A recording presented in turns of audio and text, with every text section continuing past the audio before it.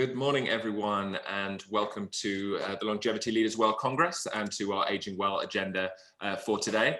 For those who don't know me, my name's Josh Downs. I'm SVP with LSX. I'm delighted to be hosting this panel this morning titled Why Innovation Makes Me Excited About Getting Older. I would encourage you to ask questions. We are live. We have the live discussion taking place on the right-hand side of your screen as a pop-up there. So please do ask any questions that you do have to our panel throughout the discussion as they come to you, and we'll look to get to as many of those questions as we can as we go live. So please do keep those questions coming in. But for now, I'm going to hand you over to the moderator for today's session, Keren Etkin. Keren, the stage is yours. Thank you, Josh, and welcome everyone for joining us today. My name is Keren Etkin. I'm a gerontologist and the creator of the Gerotechnologist.com. And we've got wonderful panelists here with us today. They're both experts and have lots of experience in their respective fields. And we'll start by a short introductions. Jackie, the stage is yours. Well, thank you. And good morning, everybody who's tuned in. Thank you for joining us today.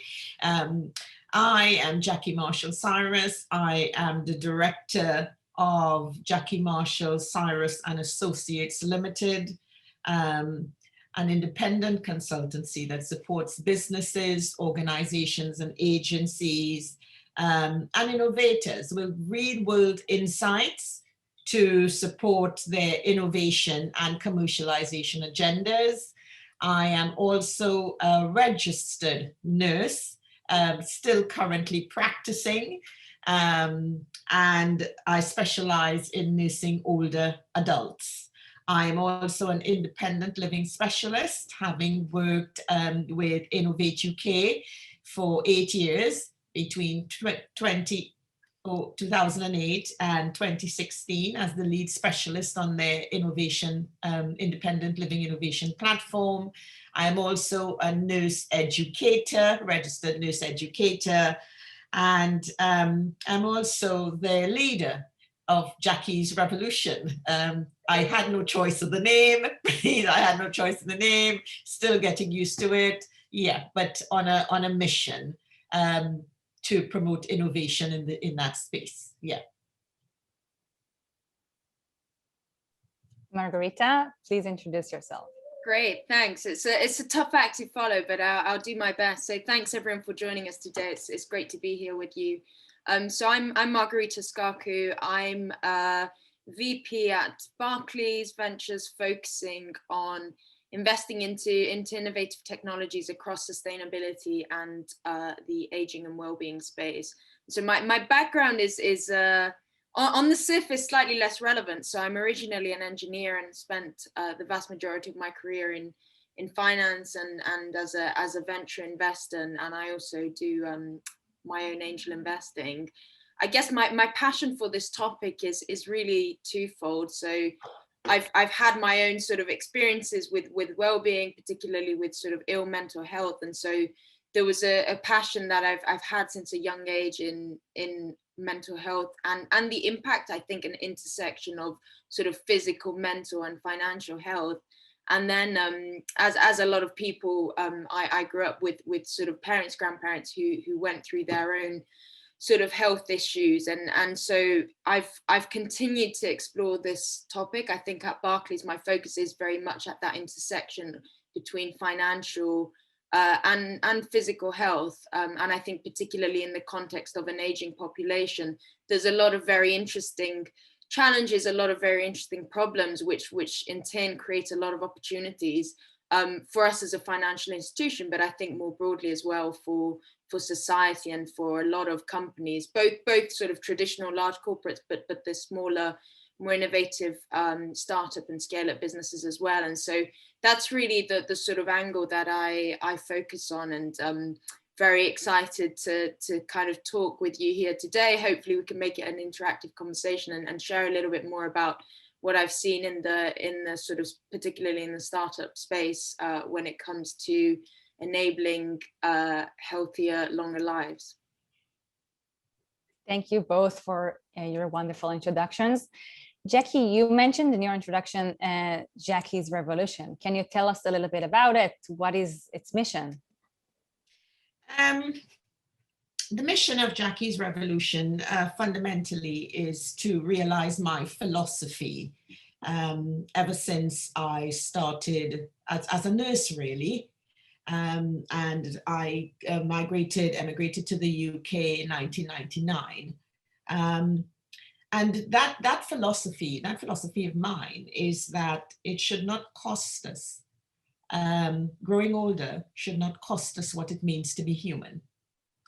And Jackie's Revolution aims to realize that through a grassroots movement, campaign, innovation, yeah, and policy support to do that. The cause of this campaign is a global problem, a global social problem that I believe we have yet to realize. I feel it is fertile ground for innovation. It is a space where there's a serious lack or imperative to innovate. And that global problem is the systematic institutionalization of older citizens on the basis of their health and care needs and their age. This system has its roots since 1834, 1 year after Britain abolished slavery. And for over 180 years or more, it has been plagued with issues, intractable, entrenched issues that we still carry with us today. And I believe over the last year, so many aspects of our daily lives, of society has changed. And we've grown used to those changes, you know.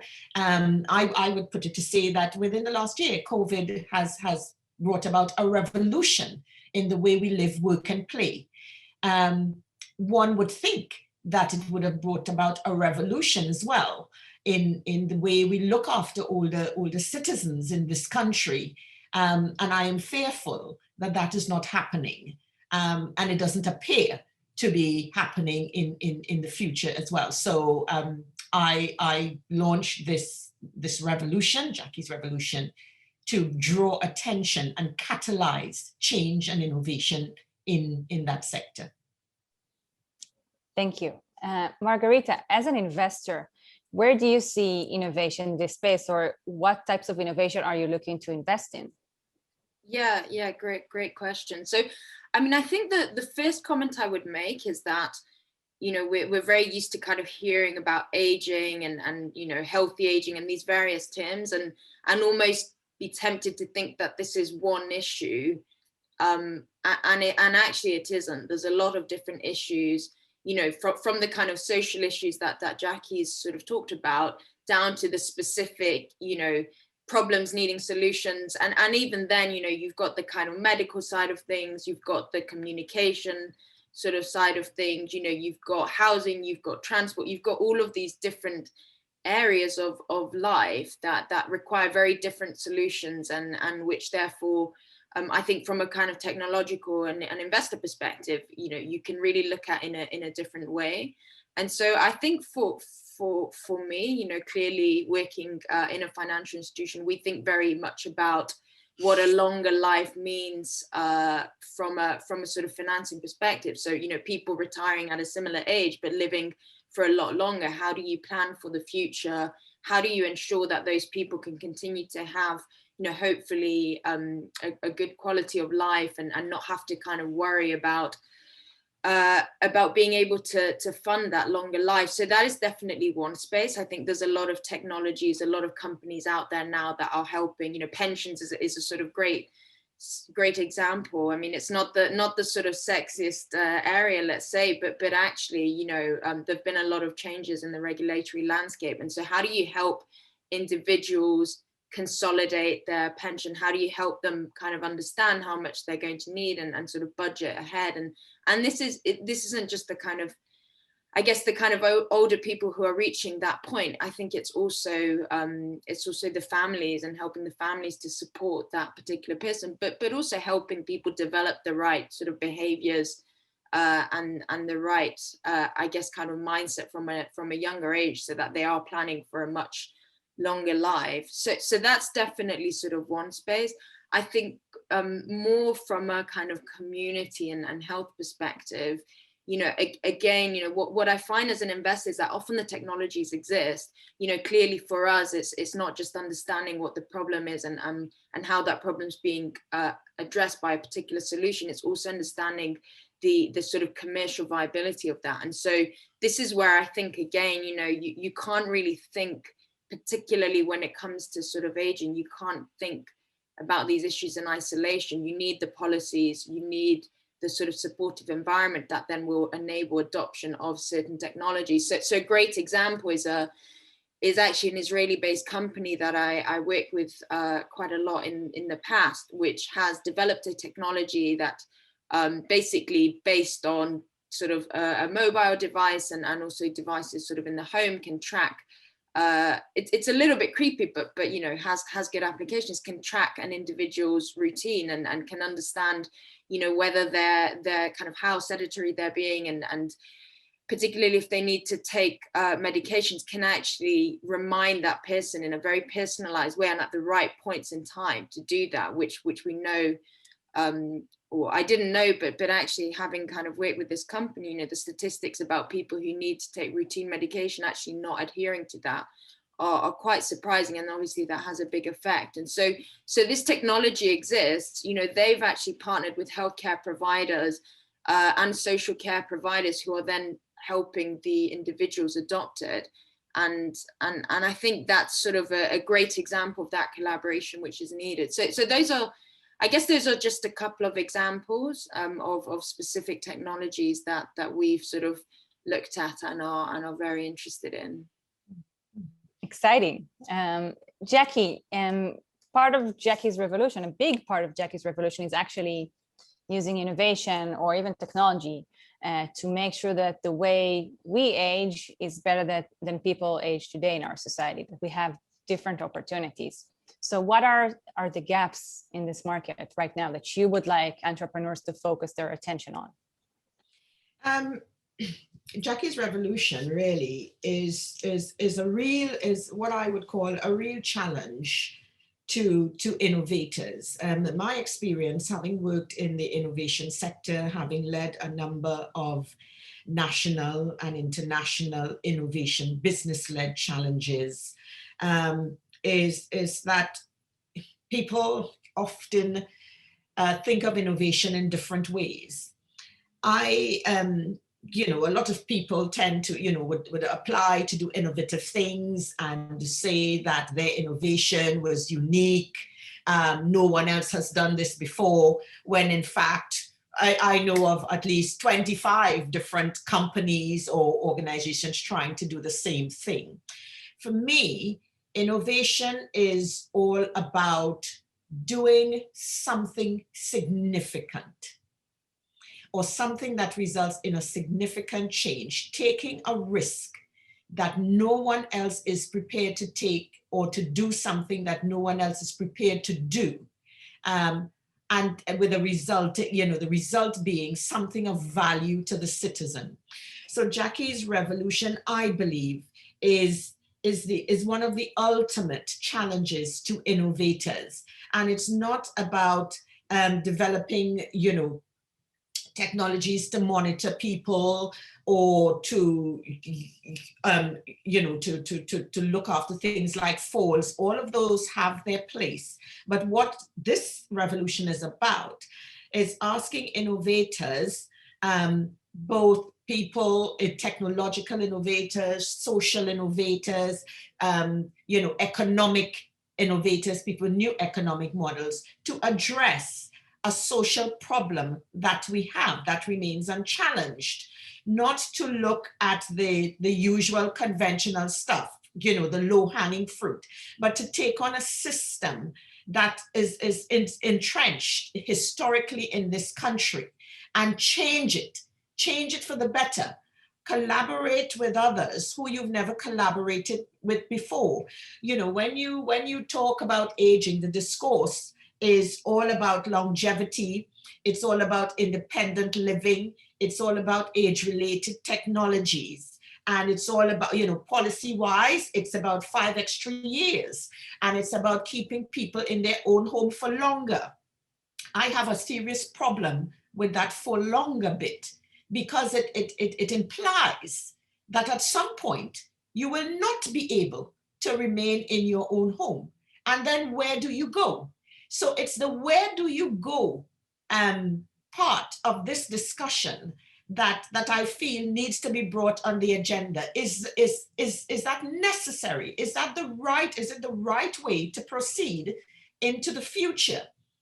And how do we tackle this Goliath, as I call it, this institutional model of looking after our citizens that's fraught? And I always say to people, if I work as a nurse, and I do that still to this day for a reason, because in my experience, there's a huge chasm between policy,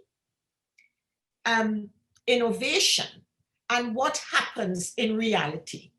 And I always say reality eats strategy and policy for breakfast. And I say, if you've seen what I've seen, if you've heard what I've heard, you will understand the imperative for something different for our generation and those coming after us in the future. So that's what it means to me. Innovation has a key role to play in this. It has the potential to reduce the fear and the trepidation that we have, that ultimately we will have for growing older in this society, for growing older in the world. It has huge potential. The challenge is for us to take up the intractable and the wicked problems and innovate in that space. Thank you, Jackie. And we actually have a question from the audience. And this is also my opportunity to remind everyone joining us today that you can use the chat function to type in your questions, and we can take them as they come. So this question, I'm going to just open it up to either of you who wants to pick it up. It's from Craig Lemon, and it's about aging in place. So as we live longer, and our families have a big part to play in enabling aging in place, basically, because as everyone watching us probably knows, most caregiving is actually done by families rather than by paid caregivers. So how can we support family caregivers on one side, and also people themselves, the people who wish to age at home for the rest of their lives? Yeah, so it's a really interesting question. I mean, I think I would add here, and not to kind of digress off the question of the conversation, but I think there is also a kind of cultural component to this. So originally my family and my background is from Greece, and so there's a very different way of thinking about family and about kind of I guess the old there than what I often see here, and these are of course generalizations, but I think I do think it's important to talk about these issues and particularly consider what the role of family is, but actually how you support those people. And so particularly for caregivers, I'm not an expert on the sort of policy side of things, but I know that there are a lot of efforts to kind of support the family unit. And as a kind of technologist, I do think, again, there's an opportunity here for technology to help. I think there are of course sort of questions that need to be asked as to how the government sort of actually provides the relevant means. But there's a great to give another kind of great example of how technology can complement. So particularly in the past year, where of course we've seen vulnerable older people generally classed as more vulnerable, and therefore not necessarily being able to have that direct access. A great example of a company I've seen have a really positive impact is a company called Cradell.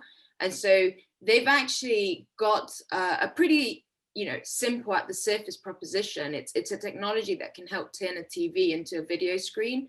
And what's really interesting about this company is that they've actually partnered with the NHS and local social care providers, which will provide and sort of deal with the setup of this device for the older member of the family, to then actually continue having that direct communication with their family in a very, very simple way. And so I think again, it comes down to this collaboration question. So how does policy, how does government work with technologies to actually make that real impact that Jackie was talking about? But I do think it's a really important discussion to have, and I don't think that the recognition is always there for families who have that caring responsibility. You know, often it's also people who have young children and they're having to sort of juggle these different responsibilities. And so I think it's a discussion that does need to kind of come to the surface more at the policy level as well. My thoughts are, you know, when we talk about mental health, particularly with relation to growing older, for the older population, we often tend to think about degenerative cognitive decline, diseases, things like Alzheimer's, dementia. I think a point to note is that mental health issues also encompass things like depression, alcoholism, drug abuse. It is part and parcel of that population. Yeah, so people often tend to default to cognitive impairment, but things like depression also have huge impact on people in later life. I think what I've often heard from people is that we don't know what we can find, what can help us, where to find products, where to find goods, where to find services, where to find support networks. And even when you point people to these sort of, you know, sometimes they call themselves one-stop shops and so on, it's just a matter of passing on, and you can't get the answers, you can't get the solutions, you can't get the guidance or the advice that you need. So I think it's about having a very clear proposition, having very clear products and services that people can readily access, as they can access any other product or service from any other sector. And I think it's about accessibility as well, how they can access that. Are they able to afford these services? And that plays into issues around inclusion, you know, diversity, and equity. It plays into that. I think also it's about the role of neighborhoods. It's about social networks. It's about being able to just simply call someone. It doesn't have to be a big piece of technology, but to have someone to call, to talk things through, whether that might just be a significant other, or somebody who's had the same experience as you, or even a healthcare professional. You wouldn't believe how sometimes it's so difficult to access a healthcare professional just with a call. You need a referral from a GP or something. So I think it's about making this more available to people, readily available, and easier, the system easier for people to understand. And I think it's about building an ecosystem for people to thrive in, you know, rather than the silos that we have. There must be some sort of ecosystem for people to thrive in, and recognition that culturally different groups within this population we denote as the aging population, have different needs when it comes to mental health. You know, the different sort of, you know, I know for a fact that Black and Afro-Caribbean men tend to have higher rates of mental health, psychiatric mental health conditions, but particularly schizophrenia. And whereas other groups might have higher rates of things like depression. So it's about not a one size fits all, but about providing an ecosystem where people can access the services, the support, the guidance, or just the listening ear. and how technology can support that is an important part of it. Thank you both for your wonderful, elaborate responses. We've got another question from George Margulis, and he's saying that while we're working and innovating in aging in place, and until everyone can age in place if they wish to, how can we foster innovation in senior living, especially when it comes to people who are extremely frail or people with dementia, where the family doesn't always have the means to care for them at home, and they have to go into a facility? I'll take this one, Margarita. For me, you're very right, George. There's been little innovation in nursing homes, and I think we need to be honest and not ask the question why, but accept the why. Yeah, I think inherently we all know the reasons why. If you understand the sector and if you understand what are the drivers in the sector. In my experience, and it's 37 years I've been a nurse. For the past 5 years, I have worked in the institutional care sector. The driver is profitability. There's often an assumption that, by many businesses, they develop products, they develop bits of technologies, and they see the sector as a marketplace, and are often quite shocked when they don't get the uptake, when they don't get the commercialization potential that they expect. There are some providers in the sector who have genuine concerns and a genuine drive to make the people in their care, the people who reside in their settings, to enhance their quality of life. Unfortunately, my opinion and my experience is that is not in the majority of cases.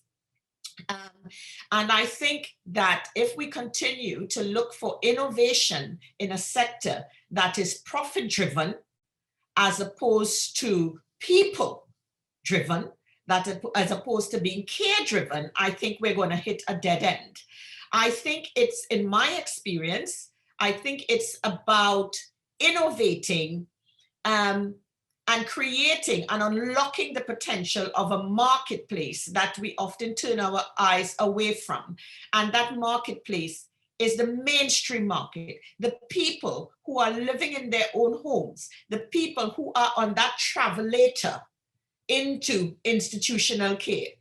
I think if we were to address technologies and innovate for the people along that travelator, we would be reducing the number of people going into the sector where there's barely a market commercial potential. So looking at the mainstream market, people who are looking for solutions to simple, you wouldn't believe, in my experience, people have been put into institution, as you say, Keren, facilities. Should we really be putting people into facilities in the 21st century? When I can, move money between my bank accounts right now, as I sit here speaking to you, when I can be in London and control the lighting and heating of my home, when we have a space mission going to Mars, should we actually be putting people into facilities? Should we be actually saying, why are we saying that people must go into institutional care? Why are we still saying that? Why are we saying that people can't live and die in their own homes or place of choice? And often the onus is put on families to try to navigate the system, and they have no options. They have no choice. They have no alternatives. And it is not families and people's responsibility for that. They are not to blame. People talk about the challenge, of aging to society. I actually believe society is the challenge to growing older, to aging. It's the other way around. And we need to recognize that. So I fully believe that if we are to innovate, and we are to innovate for impact, for quality of life, we need to innovate in a space that will allow us to have a vibrant, cutting edge, competitive, affordable, accessible market for people who don't currently have it now. And I can tell you that there's nothing that's done in a care home. There's nothing that is done in institutional care that cannot be done for someone in their own home. It's just that the system has been built around and consolidated around and continues to be consolidated around congregated care, around collective, communal, institutional regimes. And I think for us in future, I would hope that my life that is not how I have to live. And I know of no one in my circle, no friend, no one I've spoken to who wants to live like that. So I think we need to actually turn this around. And that is the challenge. How can we as innovators, how can we as leaders, and this is not only an issue for the people around in aging sector, this is an issue for every sector, every industry, and every individual. When you come down to it, it's a personal thing. I'm sure people listening to us have parents, aunts, uncles, who they might be experiencing this at the moment. So it's on a personal level. I think we need to think about this. And I say aging is not, aging is everybody's business, and there's business in it for everybody. But ultimately, we must live and die and have choice and power in how we do that. Thank you, Jackie. We actually have a follow-up question from George, which I think is incredibly interesting. And maybe Margarita, you can take that one. Do you believe that for startups to put money for investors to put money into startups, do they have to have a social good component to them, or is it enough just to have a commercial upside? Yeah, so it's a good question, and I think it's a relevant one from an investor kind of point of view in startups, but also to Jackie's point, actually the whole kind of sector, particularly when it comes to sort of nursing homes, actually looking at it from a people-driven perspective as opposed to a profit-driven perspective. And so I think to kind of answer your question, Karen, and then maybe expand from there, I do think it's important. I think you hear more and more about impact investing recently, and I think for a long time there was a lot of misunderstanding that actually if you're investing for a positive impact, you're somehow sacrificing the kind of commercial upside of being a venture capitalist or a different type of investor. And where in reality, I don't think that's the case at all. I think to the contrary, we're living in a time when there's so many social issues that are at the point that can't be ignored. So whether you're talking about sort of climate change or actually whether you're talking about health, and I think, mental health and sort of physical health, and particularly in the context of an aging population, I think, this was already a topic that was incredibly important and pertinent, sort of 26, 48 sort of months ago or so.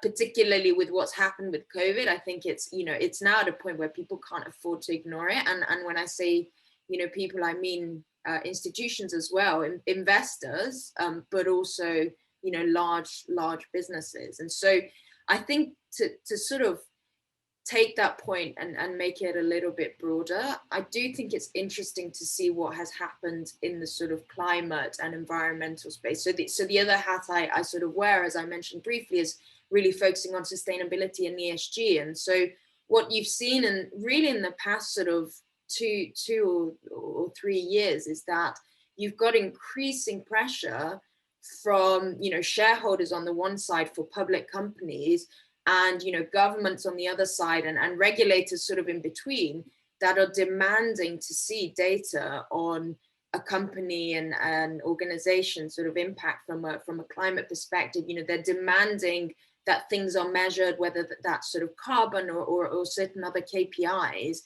And that has had a very, very big impact on how organizations, you know, globally think about the impact that they're having.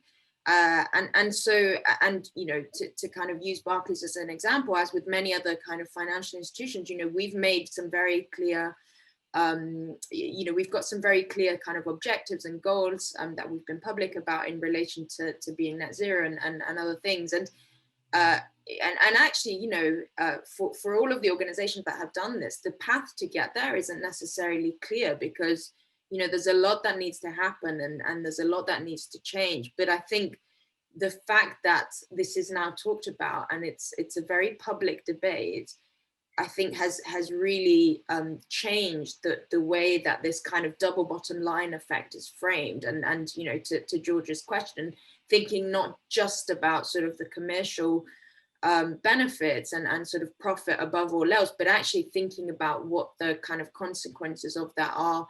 And I definitely think, you know, I don't I'm not an expert on specifically sort of nursing homes and how they operate, but I do think that it's imperative that, you know, they do start to think more holistically about their mission. And I think it's important that also their funders are putting that kind of pressure. So whether it's the shareholders, if these are public institutions, or actually, you know, the government, if they're sort of government funded, or other types of, you know, other types of financial providers, I think it is absolutely imperative, and it is, you know, it is a crisis, right? As sort of the climate crisis, and as COVID has been for the last sort of year plus now.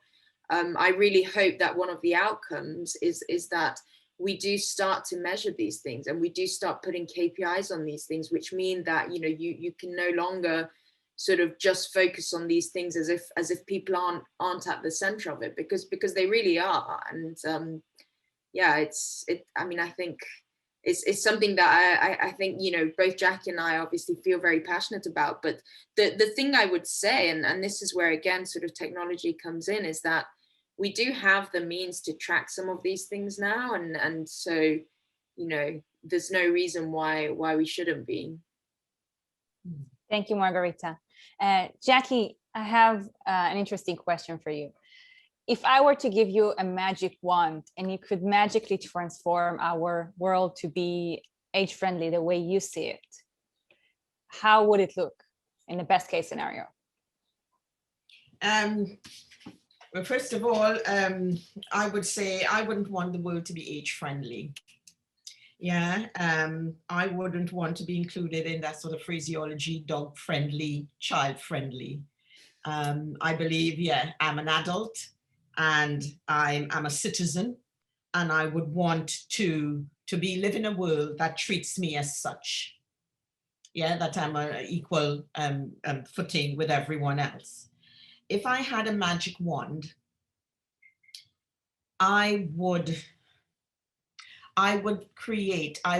magic up, and at least particularly around late adulthood, a world where I can continue to be who I am. I would be able to continue to do my sewing as I want to every weekend. I would be able to meet up with my friends and go clubbing as I used to do at my girlfriends at the end of every month, our monthly night out. I would want to continue along the journey of education. I have aspirations. I have aspirations to complete my PhD. I have aspirations to continue teaching and to mentoring people. I would magic up a world where I can continue to dress as I would like, and not have the media or anyone in society look at me as you know, as a cougar. I would want to continue to have relationships, intimate relationships, and as I choose, a sexual life as I choose, and not be sanctioned by society. I would want to be able to continue to live in my own home with everything that's possible to support me. I would want to be able to help myself as much as I can and not have to rely on someone to care for me. I think there's a lot of emphasis on care and caring for people, and much less emphasis on enhancing and enabling people to care for themselves. So I would like to see a world like that. I would like to see, as I grow older, with a magic wand, technology will continue to develop a pace. It will be completely different, that I know, in the next 20 years. And when I am 20 years older, I would not want to be digitally illiterate. I would not want to be digitally inclusive. So for me, it is a world where I remain who I am, with service products, services, and systems that will enable me to continue to live my life as a whole human being, and not as the product in a commercially profiteering run system. Thank you, Jackie. I'm sold on your vision. Margarita, I'm now handing over the magic wand to you. Yeah, so I mean, I think it's an interesting question. That the one thing I'll kind of add to what Jackie said, I do think it goes back to that point of, you know, we use these terms sort of aging or old age or whatever it is, and we sort of have I think are tempted to just immediately jump to some sort of conclusion or have some sort of one size fits all type of solution, whereas, you know, in reality it's very different. And I think you know, for me it's really kind of about the quality. So it's not just about living longer, it's actually thinking about the quality within those years. And I mean, I think there's different elements. I'm you know, I'm I guess sort of a lot younger than what some people looking at sort of aging would be. But for me, it's really also about prevention. So I spend a lot of time in my professional and my personal life thinking about, you know, what are the things that actually we all should be doing throughout our lives to ensure that that quality is there when we get to the age that, you know, you sort of are starting to get closer to that kind of later part of your life. And so for me, it's all about ensuring that knowledge is available. And so, you know, going back to the sort of equality and inequality, I think again with COVID we've seen it, you know, less sort of affluent populations have been disproportionately impacted by the health aspects of it. I think, you know, we see the same thing across sort of nutrition, exercise, you know, things that actually every person should be able to do and should have access to throughout their lives, and yet, you know, for whatever reason they don't. So for me, I think that's, you know, the kind of perfect world, I think, in relation to this topic, I think involves more equality when it comes to access to, you know, high quality nutrition, exercise, you know, the knowledge and the education, whether that's sort of digital skills or otherwise, that are needed to then ensure that when you get to that point, you not only have the sort of means, but also you've actually done the right thing so that you do have a high quality of life. So I think that is the kind of main way that I think about this. The other thing I'll say as well, again, sort of going back to the point of innovation and technology, I definitely think that technology has to be an enabler, but it's not the solution. So the sort of social side of things, perception, you know, the trying not to kind of be an ageist society, I think all of those are actually imperative. And where technology can help is with specific areas where you know they actually enable certain things, but it's definitely not a sort of panacea. You really need this sort of society to evolve and move first. Thank you, Margarita. And this is a very valid point. It's so easy sometimes to forget that technology is not the thing itself. Technology is what it enables. Yeah. So Jackie, what is your take on this? What do you say to innovators who come to you with a fancy, shiny technology, but you don't believe that it actually will enable a better life for all adults? And I do that quite often. It happens quite often. I often meet people who are really, really passionate about what they're trying to do, and equally as in love with the product that they have created. And it's often very difficult to say to people that actually what you've created will not solve the issue that you're intending it to solve. I say to innovators, understand the problem. Don't think about the problem in terms of what you hear was being said, what you generally, how it's perceived, how it's brought to you. Don't have that over. Understand, get into the nitty-gritty of the problem. Find the people or find someone who can, and that's why I say I support companies with real world insight. Yes, so really understand the problem. The second thing I say to them is to sell the problem you solve, not your product. Sell the problem that you're solving, not the product. And the third thing I say to them is that if you are in love with your product, you don't leave room for anybody else to love it, because then you're seeing it in your vision, the way you're seeing it. You're not seeing it from the perspective of the person who's going to buy it or use it. So you must be prepared to pivot. You must be prepared to change. You must be prepared to be agile in what you're developing. And more than anything else, I say to them, marketing, your words, the way you think. If you have inherent ageist thinking, prejudices, or behaviors, your product will not sell.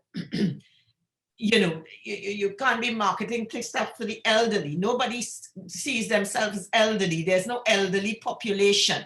You can't be marketing your things in a sort of, I will assist you, as though people are needy and just waiting for you and your benevolent product to come and solve all their life. That doesn't work. Yeah. So I think it's about understanding the real needs, the real issues, and also understanding that it's not only about needs. Yeah, it's about what people can aspire to, how you can enable people to achieve, how you can enable people to have purpose, and how you can use whatever it is to build people's self-esteem. Yeah. And liberate people, because I always say, and I'll say this, I'd love to leave the listeners with this and innovators with this. Say there are 3 things that make people really happy. And if your product and your approach to innovation is to give someone something to love, something to do, and something to live for, then I think you're on the right track. I absolutely love that. And I think as well, just to kind of add on this from a kind of practical perspective, especially as an investor, I do think, one of the main things that we look at, so we absolutely start with what Jackie's talked about. And actually, unless the product is one that the user, whether the user is another business or whether the user is an individual, is actually going to love and use, the conversation doesn't move beyond that. But beyond that, we do need to think about things such as distribution, such as actually scaling it, because you might have the best product in the world that is absolutely solving the problem, but unless there's a kind of a route to market and a route to scaling that, A, you're not, achieving this sort of commercial objectives, but also B, you're never going to have that impact that you could have. And I do think this is, particularly in the UK, I mean, every country is slightly different as to how they deal with sort of social care and healthcare. But, in the UK, I do think it's very fragmented. And you've kind of just this morning, I was hearing on the radio this conversation about sort of NHS versus, the sort of social care budgets that the authorities have. And I think at the moment for a company building a solution in the UK, it is actually very difficult to get it in the hands of the people who then can distribute it. And it is very difficult to scale in that way. And I think, this is something that I don't know if we have relevant people in the audience, but I would love to see actually a much more coordinated approach when it comes to enabling innovation and enabling technology and increasing access. Because, to kind of just focus on the NHS as an example, right now, every trust will generally have its own procurement process. There is kind of the central NHS digital, and that there are definitely efforts. But as of right now, it's still very, very difficult to scale a solution across the UK. And so I do think that is something that's quite practical. I imagine it's very difficult, but it is absolutely needed because, we do have these technologies. There are already technologies that could help. We just don't necessarily have those mechanisms to really scale them. And I think once you have that, it becomes much easier as an investor, as a private investor, as an institutional investor, to actually back these, because the market is very, very big and growing. Thank you, Margarita. And we're actually out of time. I really want to thank both of you, Margarita and Jackie, for a lively and inspiring discussion. Thank you, everyone, for joining us today. I'm going to hand it over to Josh to wrap up.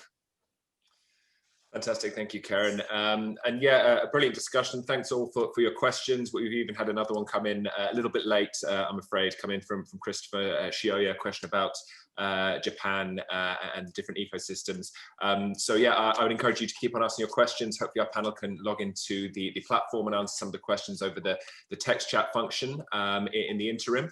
But yeah, a huge thank you to Keren as our moderator, and to Jackie and Margarita for guiding us through that session. Lots of great insights there, and very inspiring panel, I felt.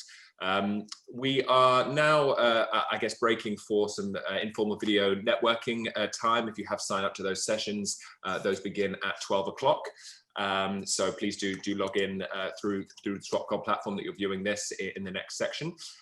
In terms of our next sort of live content sessions, we have on the longevity finance stream our panel on how workplaces can help people secure lifelong financial well-being, starting at 2 o'clock Central European time, 1 o'clock here in the UK, British summertime, and also workshops starting in the innovation and investment track, routes to securing public funding for longevity startups, also starting at that same time.